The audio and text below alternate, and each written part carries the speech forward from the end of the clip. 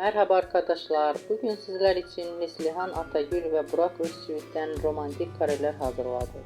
Burak Özçivit, Kara Sevda, Kuruluş Osman ve Çalı Kuşu dizisinde rol aldı ve herkes tarafından beğenilmişler. Biz de sizler için onların güzel paylaşımlarını hazırladık. Bu videoların devamlı gelmesini istiyorsanız kanalımıza abone olup yorum yazmayı unutmayın. Ben bu kadar.